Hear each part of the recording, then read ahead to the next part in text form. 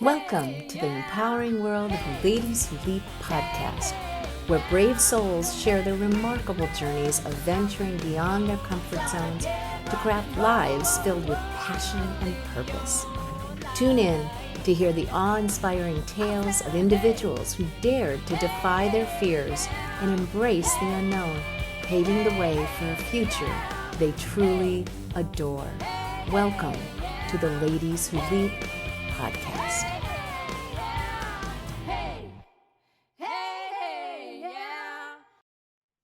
Hi, welcome to Ladies Who Leap. Today I have the honor of having Amy Kemp on today as my guest. Amy Kemp is the owner and CEO of Amy Kemp Inc.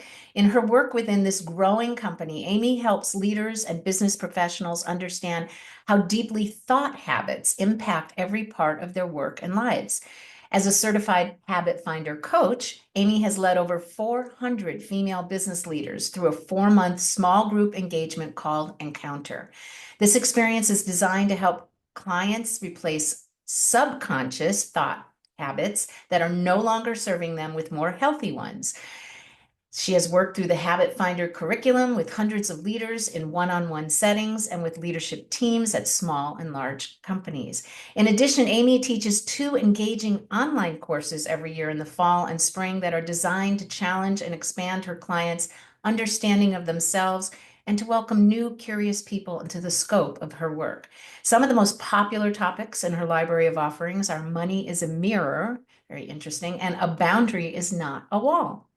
Finally, with the launch of her first book, I See You, a guide for women to make more, have more, and be more without more work on February 29th, 2024, Amy has created an opportunity for everyone to learn and engage with her and the principles that guide her coaching. Gosh, welcome, Amy, to Ladies Who Leap. So nice to have you. I'm so excited to be here. Thanks for having me, Lisa.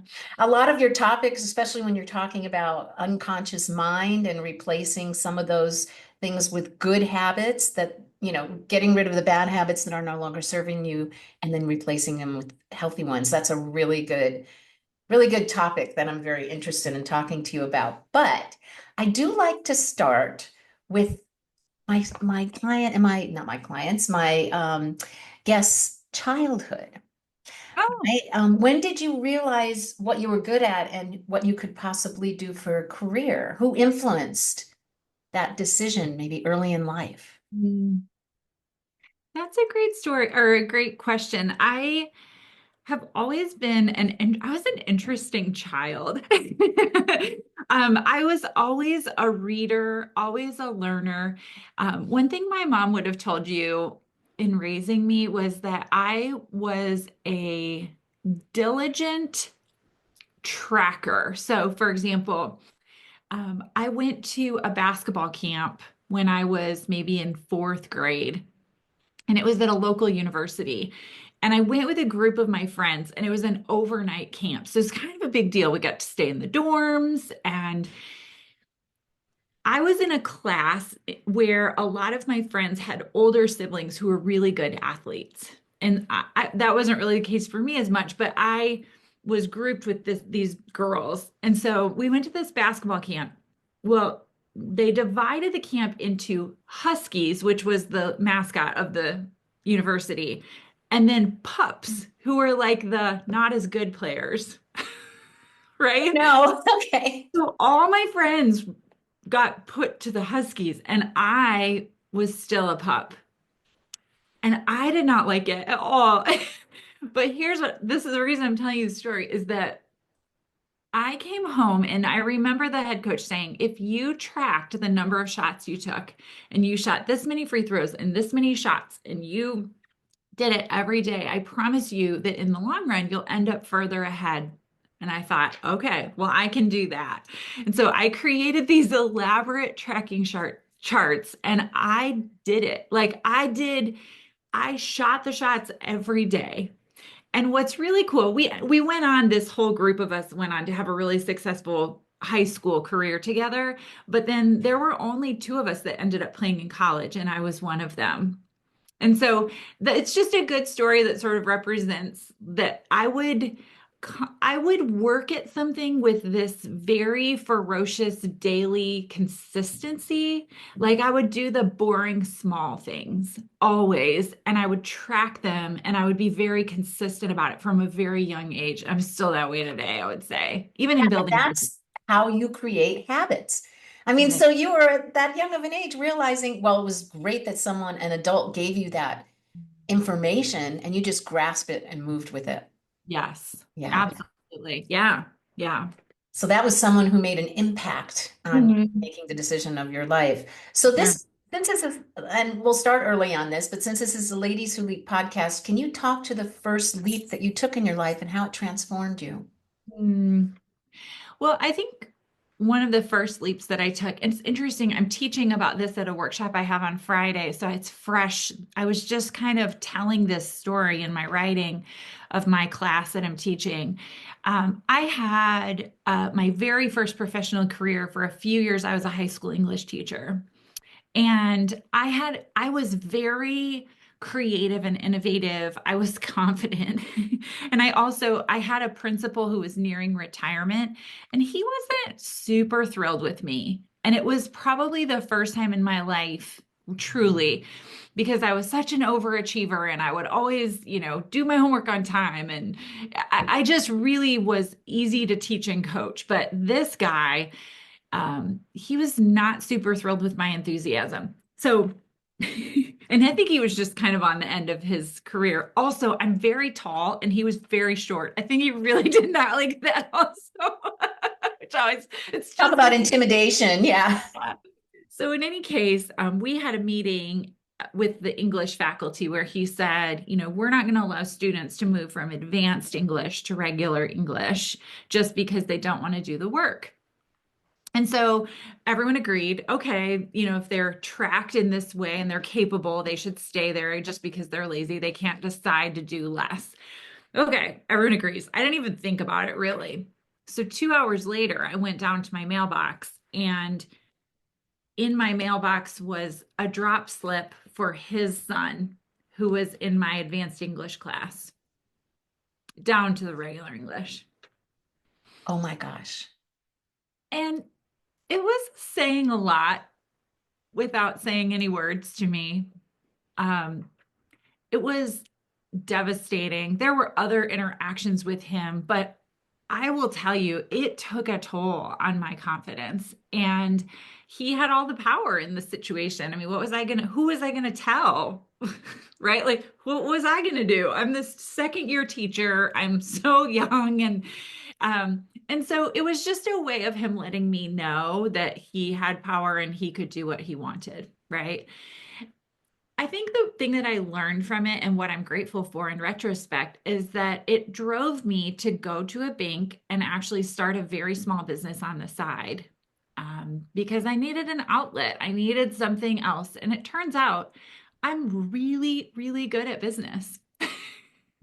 And I grew that business over the next 20 years into a huge organization of over 1,000 people that I led. And I learned through that, one, when someone has power over you and they make decisions that are unethical, sometimes you can't win. Sometimes you just can't, but you always can pivot, right? Make other choices. Yeah. Always can. You always, and you may not, like, I wasn't gonna win in a battle with him, and win in quotation marks, right? I wasn't gonna win there. But I think if I look at the trajectory of my life and my career, I won, Yeah. right? Oh yeah. I won in the long run. And if I saw him today, I mean, I haven't seen him in 30 years, but if I saw him today, I would thank him because it forced me out of what would have probably been, um, I would have outgrown the situation I was in, and it forced me to learn things about myself, that I'm a great business person, that I'm a great leader. But also just that little bit of like when someone in power does something and you are powerless in that situation, you may not be able to change the big picture of that situation, but you can always do something that's a little exit ramp, right? You always can, there's always something. There's a glimmer of some opportunity somewhere else. Yeah, I like to say missed expectations are opportunities, Mm, right? So even though something you felt was something that was a missed expectation that you had opportunities that opened up the door. Because had that not happened, had you not received that letter, that had not happened, you would have continued to go on and do that job, and you may not have found what yep. you were really good at and been as successful as you I mean, became. I certainly wouldn't be talking to you today. Yeah, You know, really. I just saw this meme that said something like, it turns out the thing that didn't turn out for me really turned out for me. It was something like that. So I do believe that I don't believe everything happens for a reason, because I think there are just horrible things that happen in our world. I do think that you can find that good things can come from anything that happens. Yeah. Yeah. So And especially if you look at it as lessons learned. totally. Yeah. Hmm. Mhm. So we both work with helping women at an unconscious mind level Yeah, using kind of different tools. Can you explain the habit finder tool and how that works to identify and change thinking habits? of course. The Habit Finder is an assessment tool that you can take for free. It's on my website, so amykemp.com. And it's basically a snapshot of the default patterns of thinking that you are at high risk of falling into if you are not aware. So when I think about a lot of assessment tools, they are more of a this is who you are, or your personalities, or your strengths, or your weaknesses, or your tendencies. This is not that at all. This is when you look at the results, it will give you like a scale, and it's either red, yellow, or green, sort of like a stoplight. Red meaning you are at high risk of falling into this pattern of thinking if you are not consciously aware of it. And then there's moderate and low risk. Many times when we have healthy habits of thinking, for example, in our ability, one of the sections is about connecting with people.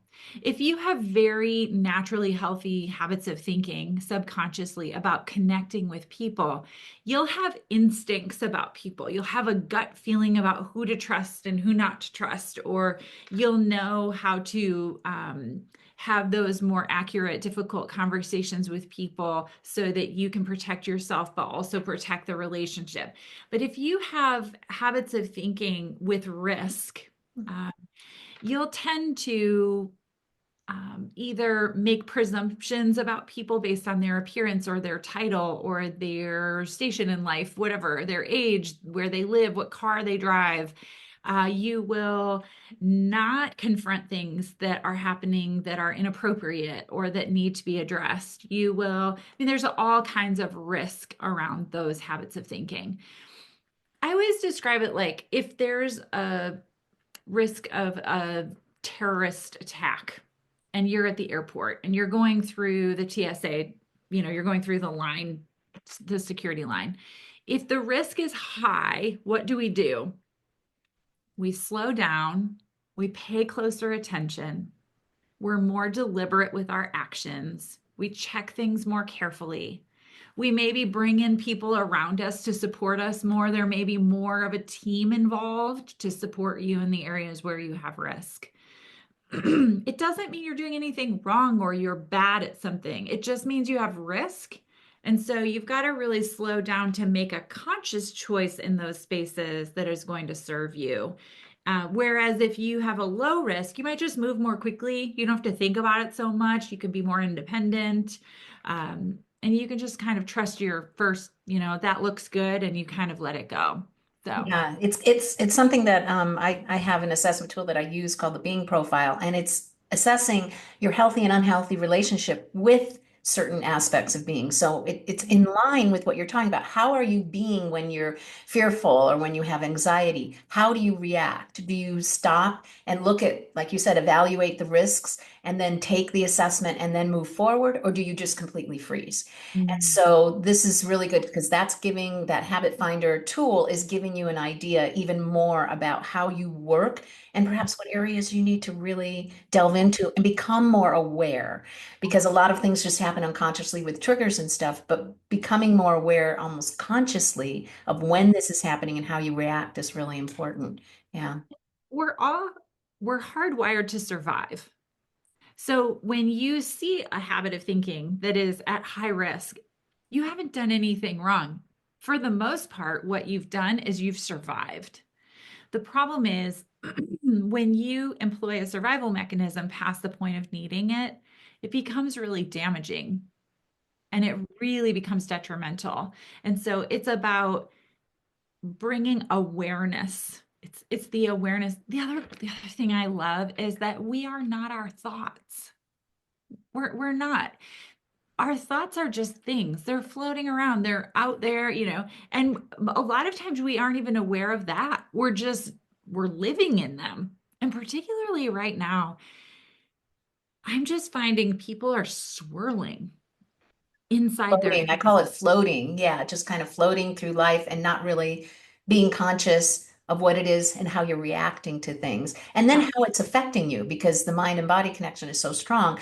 How are these thoughts that you're having that you said you are not your thoughts, but those thoughts are affecting you immensely in your body and how you react and how you hold things in, resentment, everything. It's going to make you sick. So it's so important. This is all really important. Yeah. I tell this story in my book.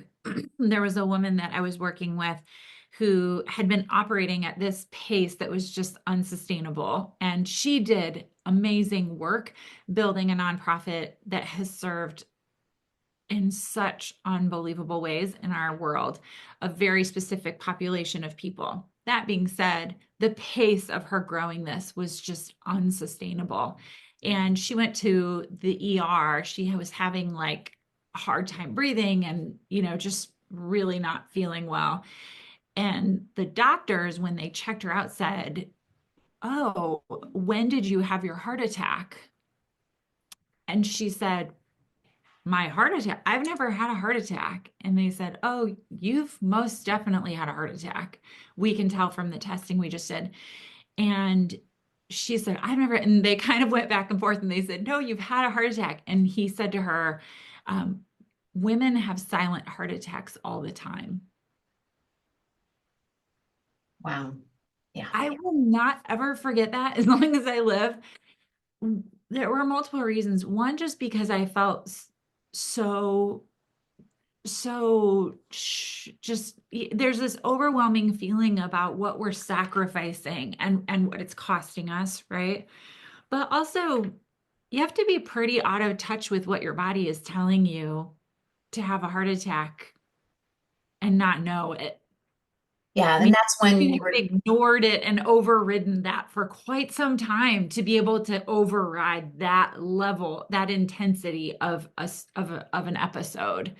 And so you think of how many times she overrode her intuition, overrode, her feeling of fatigue, overrode just push through, push through, push through. But at some point, you can't do that anymore. oh, oh my goodness. Isn't that chilling? Yeah, yeah. And I'm going to go to your book. I see you. Yeah, Yeah. What inspired the title of the book? I love it. Okay, so I met this woman at a community event. I was introduced by a common acquaintance and I really liked her. I've kind of known about her. I've seen her. She has a very important role in our community. She sits at tables where important decisions are made that affect thousands of people. She's active volunteering and with her family. And so I invited her for coffee. I was like, "Oh, this would be great. I would love to get to know her better." So we met at the local coffee shop and just I listened to her story for about an hour. And about 55 minutes in, she brusquely interrupts me and she says, "Why did you invite me to coffee today?" And I looked her in the eye and I said the first thing that came to my mind, which was because I see you. And she put her head in her hands and wept. And it was a long time. And then she kind of sat up and she collected herself and wiped off her face. And she looked me in the eye and she said, "Thank you. So few people do." Wow. And I titled the book I See You because of that conversation, but also because that's who I wrote this book for. is for the woman who everyone sees her, but no one really sees her. Um, Everyone sees her out publicly doing things and it all looks shiny and wonderful, but nobody really knows how she's doing, what's happening behind the curtain, so to speak. Yeah. And a lot of successful women, or just women in general, we're really good at hiding what it is that's hurting us because we're always wanting to be there for others. We want to make sure everybody else is okay. And we don't return that favor to ourselves in a lot of ways. So I love it saying that you see them. It's almost like giving them permission to be able to look at themselves and taking a moment to just give themselves that attention. Yeah. You And know, they the don't quote. really need like I always think this too. The book actually, when we were talking about the titles, the publishing company wanted me to do something that was more me centric, was more like centralizing me.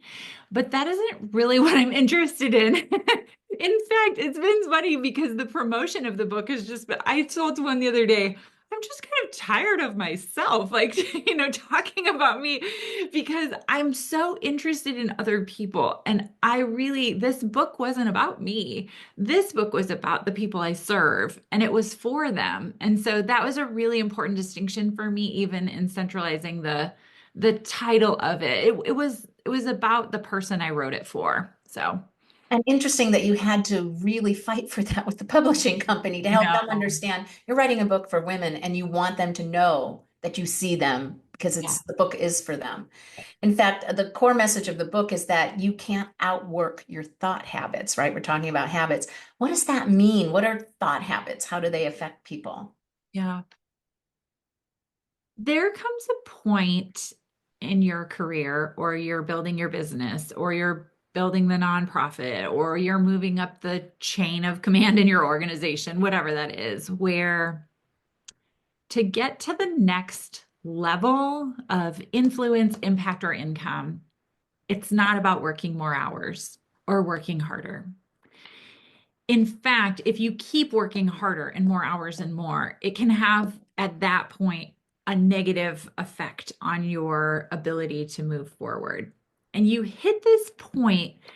For me, I was leading a huge organization. I was at the top of the mountain. We had a meeting with our financial advisor. She told me after filling out all the forms, it's my husband and I in the meeting. Everything is very organized. You're not overspending. There's just one problem if you want to achieve the goals that you've set in this form that you filled out, paying for college for 3 kids, retiring at these ages, fill in the blank. And then she leaned forward on top of those forms and she said, "You're not making enough money." And I felt like all the air left the room, kind of because I sort of had a feeling I kind of knew that was true, but I hadn't said it out loud. Um, I also knew our kids were at the busiest seasons in terms of everybody was in things, but no one could drive. And it was just very intense at home, and not intense like bad, intense like I wanted to be there for it, for all of that. That was so important to me. So I knew I was already working full time. I couldn't work any more hours. And then I also knew Ryan, my husband, he is in education. He was making more money only by getting older. That wasn't going to solve our problem. And he's doing exactly what he should do. That wasn't like an option. And I just knew I needed to make more money and I couldn't work anymore. So you got to And find another way. right. And so it's sort of like when you're riding a bike, there's a point where just pedaling faster doesn't work. You have to downshift and then pedal more slowly, and you'll actually travel further, enjoy it more, and not work as hard. It's not that you're not working. I think it's really important also because I sometimes have people use this message at the wrong part of their career. There is a part where you're kind of like getting things off the ground, hustling. You've got to kind of earn. you've got to kind of do some stuff, right? But then you get to the point where that doesn't get you to the next thing. And that's where you have to start to dig deeper and look at what's going on at the subconscious level. What is happening below the surface that's keeping you at this level of earning? What is keeping you at this level of influence? Why do you not believe you should go for that higher position, or you should have as many clients as the person next to you, or whatever, fill in the blank, right? There's something going on below the surface that is creating your outcome. And what's that about? And you've got to dig a little bit deeper to figure that out at this point. Yeah, I mean, I was just thinking while you were talking, something like even the scarcity mindset about money. If Oh, you have this idea that, you are not worthy of making more money, then guess what? You are what you think, and you're not going to make more money. I mean, even if you try, but if you can get through that with your help and any other coach's help to get through that scarcity mindset and think in the sense of abundance, then the opportunities and the universe will bring you things and you can actually make more money and find out how to do it, just like you said, without working harder, but having, you're opening up the opportunities by opening up your own mind, yeah. really. Yeah. I can't tell you how many of my clients have come to me who have been striving and working and pushing through for years trying to make more money. We dig into working on them. Holy cow. It's so crazy how their income increases because it's rarely how they think it's going to. It almost always takes less work than they think it's going to take.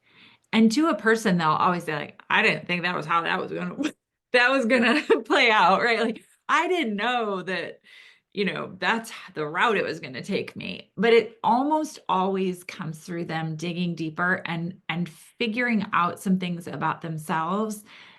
It rarely comes from something external with my clients because if it was just about working harder, they already would have it. They're not lacking in work ethic or, it's not that at all. Money, I could talk to you for 8 days about just money, but money is an interesting, accurate mirror.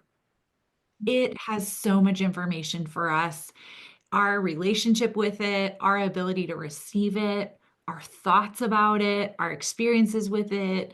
Um, it's especially when you're in kind of an entrepreneurial space, it's a very real reckoning. It's a really interesting space. Yeah. And when you clear or release those limiting beliefs about money, then you know what your why is, then the Mhm. universe gives you the how. And that how can be in ways you had no idea was going to happen, but you're like, wait a minute, this is my path. Okay. And you go with it. Definitely go with it. But you've cleared out all the, like I call it, the bag of rocks, the triggers. And so now you're open to be able to do and accomplish what you wanted to accomplish, maybe in a completely different way than you thought. Yeah. And let it be. Let your know your why, release those triggers, and then the universe will give you your how. Absolutely. And it's more of a surrendering posture than it is a working posture that creates more income for most of my clients. One of them, I remember having this conversation with her. She was working too much and it was not serving her. And so I challenged her to take Fridays off in the summer. It was so crazy what came up in her in resistance to that very small thing. Fear. What if I stop? Will it all fall apart? What will people think? What will people say in my office? Right? And she owned the business. She could do whatever she wanted. I mean, it wasn't, this was self-inflicted. But what happened and what transpired through that was that um, her business started to grow. She actually started to fall in love with her life. And she became a much less frenzied person, calmer, more confident, more relaxed, and it attracted a higher caliber of client to her business. And her business is thriving. Um, she's working way less than she ever did before. But again, like this is someone who sowed the seeds. She had built the thing. It was just that now you can't just hustle like that. It doesn't work. And so this act of actually blocking out those days was so terrifying to her. It was paralyzing at points, walking through that, but it was really important in terms of creating like a governor on the golf cart to slow it down. Just slow it down. Be more present. Trust that the money will come. It doesn't just have to come from you hustling. Yeah. And that's her getting out of her comfort zone, like I say. Yeah, because that's where the growth happened. And I'll bet the people working for her were happier because she was probably more relaxed. And then she got more productivity even from the people that were working for her. So all of this simply from taking, what a great concept, Yeah. taking one day off on Yeah. Fridays in the summertime. Yeah. Story. I love that. So Well, I also, love, like, what are you building the business for, right? yeah, What are you doing it for? You're building it so that you can have a quality of life. So why not have the quality of life now? That's the other thing, right? What are we waiting for? yeah, yeah, really. And I Yeah. love to help women discover what they love doing in their childhood in order to rediscover their passion and maybe even their purpose. So in your book, you encourage readers, and I'm doing this in a quote, Yeah. do a lot of the thing that feels easy to you and astonishes everyone else. Tell us more about that. It's your natural genius. It's the thing that when you do it, you lose track of time it just happened to me on the other day. I went to the gym in the morning and then I went right to Starbucks with my computer and I was preparing for this workshop I have on Friday. And there's something about me when I have an audience that I know, I'm preparing new material and I have been listening to where they are for months and months. So I know where they are and what's happening. And it's been like stewing, it's been kind of just brewing inside of me and I've been paying attention. And then there's this moment where I sit down and I start to work on it. And what I thought I was going to write and prepare was so different than what I ended up doing. And I've been working on it for weeks, but like what actually ended up as my message was very different than the title I thought it was going to be at the very beginning, but it's absolutely what I know they need to hear. That right there, there's something that's happening inside of me where I'm not consciously, I'm not saying next I'm doing this step and then I'm doing this step, but this combination of like teaching, coaching, preparing, creating, writing, when I mix it all together is my natural genius. And it is so easy for me to do that in the moment, right? It's like effortlessly, but not without effort. And that's what you want to find is that cross section of those things that you do that feel so easy to you, or people say, how did you do that? And you're like, do what? I don't even know what you're talking about because you're not even aware you're doing it. Yeah. So thinking about what you did in your childhood that you just completely lost track of time, or you just had that euphoric feeling when you were Mhm. doing it, you know that that's something you were called to do and meant to do in life. And even if it takes many years, because we're never too late to pivot, Yeah. even if it takes many years, go with it when it does and understand and remember what it is that gave you that joy when you were a child. Yep. So boundaries, this is a big topic. I know we have so much to talk about, and I know this is going to go a little long, but you just have a lot of great information. It can mean so many different things to different to people. And in your book, you offer boundaries as a concept for from a different perspective. You talk about having boundaries with goals, even having boundaries between your ideas and yourself. So tell us about that. Yeah, there are two things there. One, the boundary between your idea and yourself is such a vital one right now. Because when we have damaged self-esteem, we tend to get very attached to our ideas, to our rightness about things.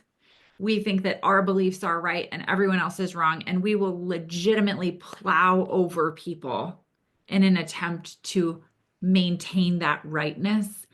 And in our political climate right now, I'm seeing this so desperately damage countless relationships in families and friendships and places of work. And it's really interesting how centralizing that political piece has been so damaging to our relationships, right? But it's because we are too attached to our rightness about what we think is happening. And we're placing the priority of being right over the relationship with the person in front of us. And I think that's really hard to do when we're in person. I think it's way easier to do online. Mm. Yeah, and think about it because when you're unfortunately we have a social media platform that uses algorithms, so what you're interested in is the only information you're getting. So you're also limiting what you're getting as information, which means your rightness is being fed constantly, right? So this is a Like difficult boundary. feeding a beast, yes. So this is an example of this also. I was at the gym. I overheard a conversation between a few people that I know very well.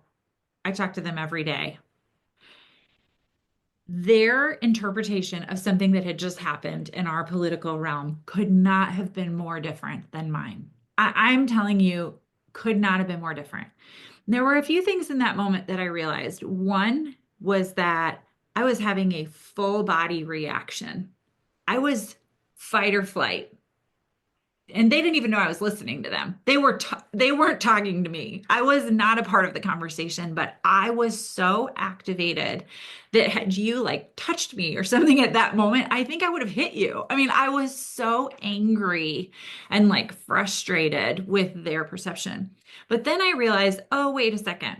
First of all, clearly the narrative that they had received was very different than the one that I had received from my whatever source, right? The other thing that I cannot reconcile because we're in physical proximity to one another is that if at that moment I had said to any of them, "Can you take me to the airport? I have a sick kid and we need a meal," or they would have dropped everything to help me. Like in a moment, they would have been there to care for me. And I know I've watched them. You know what I'm saying? Like we've done life together. And there's this tension that you have to hold right now. It's really tricky.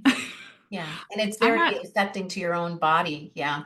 I'm not saying it's easy, but even I'm very evolved and I have language for this stuff and I can walk myself through it pretty quickly. Like I was able to recognize it and then be like, "Ooh, take a little walk, like breathe, just kind of reset myself."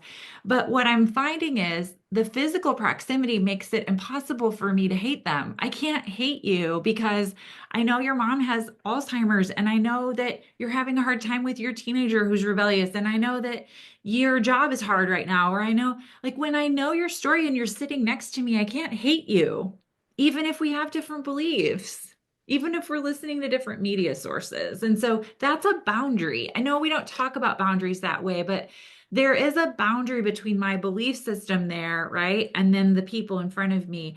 I don't have an answer for how we reconcile that tension, but I do know that sitting in it forces me to not become attached to being right too much to the point where I would damage or harm that relationship. Yeah, just being open to the fact, and I know it's very difficult because I go through the Yeah. same thing, but being open to the fact that understanding they are getting their information from somewhere else, so it has a different twist to it, I guess you could call it. Yeah, and I'm not going to even win an argument there. Wow, it doesn't do any good to jump in there because the sources of information are so vastly different. We're not even on the same playing field. Yeah, yeah, They're playing basketball, I'm playing football or whatever. You're playing different sports almost. So yeah, but yeah. interesting.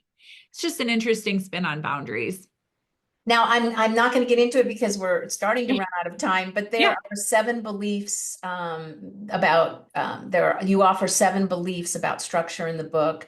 I will say the one that resonated with me the most is the most powerful enemy of structure is the expectation of perfection.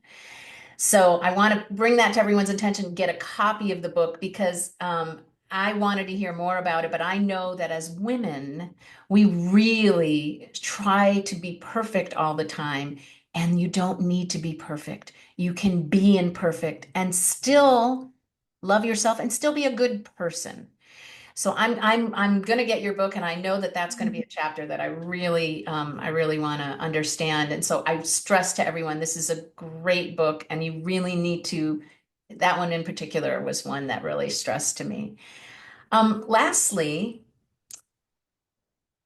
I ask everybody to share their favorite quote, mantra, or positive affirmation, because if even one person is affected by this quote, and I truly believe that words are very affecting, and that we've done our job. So please share that with us. The one I chose is if you're going to tell yourself a story, you might as well tell yourself a good one. Mm. All day long, we get to interpret. I just talked to a friend yesterday who had a weird interaction with someone, and then we're going to be together with that person. It was awkward, And I said, well, she got a text message then that felt curt and it just felt off. I said, well, you can choose the story you tell yourself about it. So you can tell yourself that she was having a bad day, or that she had something else going on, or that she was interpreting something differently, or you can tell yourself she hates you and you don't want to, you get to choose, right? Either one could be true, but I would just say if you're going to tell yourself a story, tell yourself the better story that's going to help you show up for that interaction with confidence and kindness and compassion, patience, instead of stress, anxiety, nervousness, anxiousness, just you get to pick. And either one could be true. And so always choose the better story. Yeah, and with I'm a NLP practitioner, neuro linguistic programming. We call it reframing. So Yes, think about what you're thinking about that's actually giving you a negative connotation. Flip it, totally. which is exactly what you said. Think about Yeah. a different story, and that's a good story, and that's what you put in your mind because your thoughts are truly something that's just made up in your head. And Mhm. you can flip it and you can twist it, and it can help you going forward.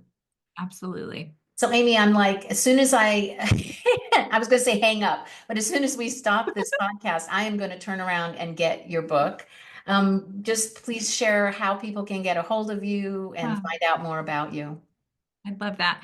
My website is the hub where you can find me most. It's Amy Kemp, my name, AMYKEMP.com.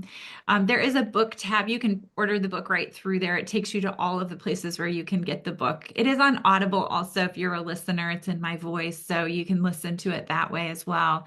And you can take the Habit Finder for free while you're there if you want to. In addition, I love Instagram. You can find me at Amy Kemp Inc. there.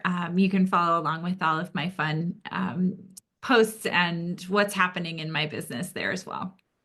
I'm so glad we got together. I'm so glad you've been on the podcast. You've shared a lot of interesting information, and there's so much more in the book and by getting to know you. And if you would like to have Amy be your trainer and your coach and your consultant, please go onto her website and see what she has to offer. Thank you so much for being here, Amy. I really appreciate it. Thanks, Lisa. Everybody have a great day. And remember to like, subscribe, follow on whatever platform you love the best. And remember, we are on YouTube, so you can see us. If you're listening, you can see us in all of our glory there on YouTube. Have a great, fabulous day. Thanks, everybody. Thanks so much for listening or watching. Please subscribe to the Ladies Who Leap podcast to be notified of new episodes. And I would love to hear from you. Let me know what works, what doesn't, and if you have a story to tell, please reach out. Come join the Leap community at the Ladies Who Leap Club Facebook group. Remember, leaping out of your comfort zone is where the growth happens.